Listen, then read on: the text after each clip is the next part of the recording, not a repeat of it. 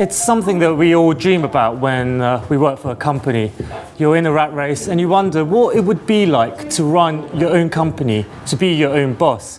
Well, you're probably excited by that prospect, but also scared. You don't really know what kind of challenges lie ahead, and as a result, it probably stops us from doing just that.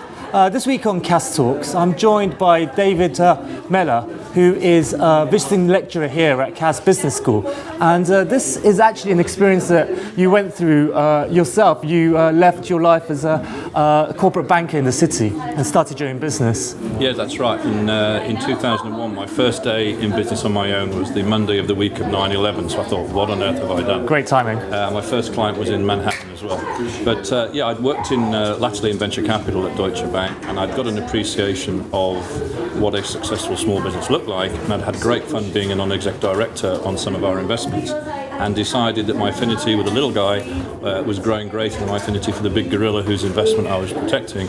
So I engineered my own departure in 2001 and have spent the last 10 years mentoring aspiring entrepreneurs. And you obviously found it challenging enough that you felt like a book should be written about it. It's called From Crew to Captain, which was published last summer. Yeah, that's right.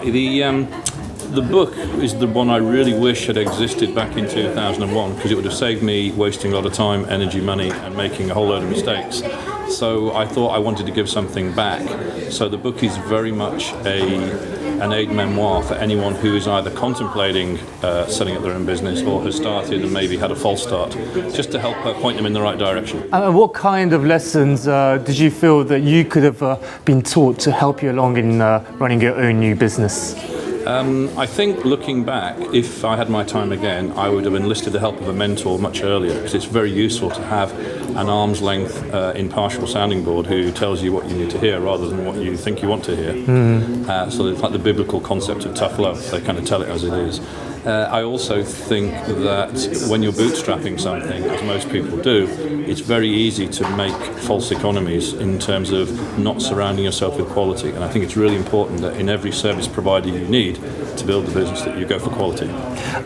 Obviously, the FTSE 100 companies, which are the publicly listed companies on the share markets, are the ones that often get all the attention, but they still only really make up about 20% of the British economy. So the other 80%, we're talking about small and medium-sized enterprises. And I guess for politicians like Prime Minister David Cameron, getting those going would be a key to getting the British economy going again.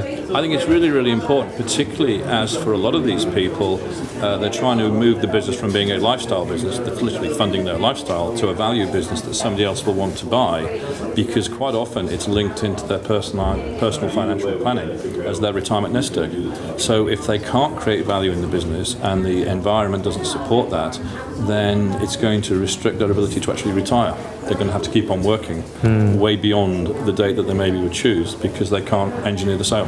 Is that why you get serial entrepreneurs, essentially running one business and then starting another, etc., etc.? Well, I think the serial entrepreneurs, quite often, they're really good at starting a business, but then they either get bored or they're not particularly good at growing it, because it moves from having the idea, inspiring other people and getting it going, to then actually building and growing a team and taking it to the next level.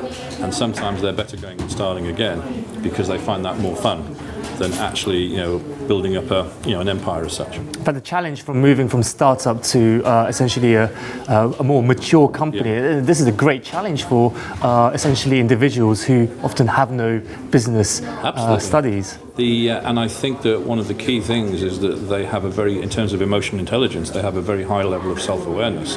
So they know what they're capable of and what support they need. So I think Richard Branson is quite often quoted as a very good example, in that he wasn't afraid to surround himself with people that were smarter than him, so that he had a top quality team to help him grow the business. Quite often, entrepreneurs are reluctant to kind of share power with anybody else, which means they're potentially restricting or constraining their growth. And one final question, obviously cash.